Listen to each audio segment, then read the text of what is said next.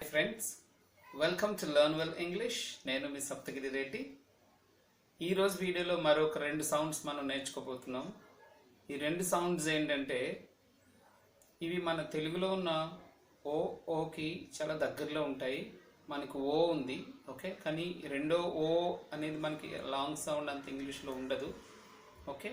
వాళ్ళకి అందులో సగం అవుతుంది ఫస్ట్ అనుకున్నప్పుడు. ఇలాగే మనం ఈ దగ్గర ఊ దగ్గర ఆ దగ్గర కూడా మనం ఆల్రెడీ నేర్చుకున్నాం ఈ విషయాలు. అలాగే ఈ ఓకి దగ్గరలో ఉంటుంది కానీ ఇది ఎగ్జాక్ట్లీ మన ఓలాగా ఉండదు అనమాట. సో ఆ రెండు సౌండ్స్ ఏంటనేది చూద్దాం.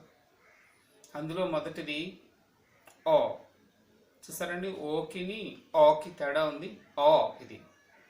అలాగే లాంగ్ సౌండ్ వచ్చి ఓ, ఓకేనండి, ఓ ఓ.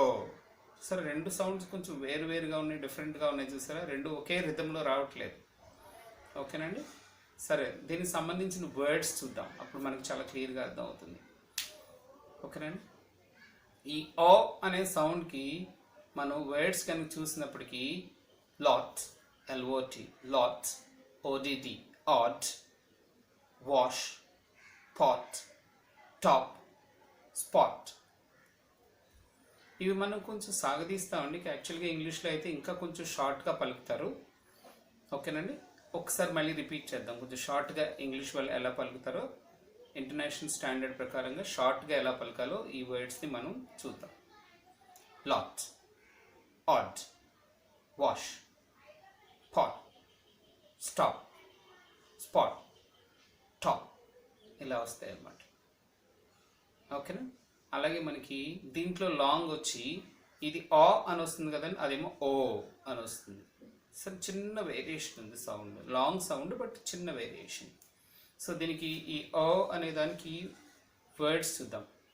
కాల్, ఫాల్, లా, థాట్, నార్త్, వార్, ఇలాంటివన్నీ అన్నమాట. సో చూసారు కదండి, ఈ రెండు సౌండ్స్ మన తెలుగులో ఉన్న ఓకి ఎంత డిఫరెంట్గా ఉన్నాయో.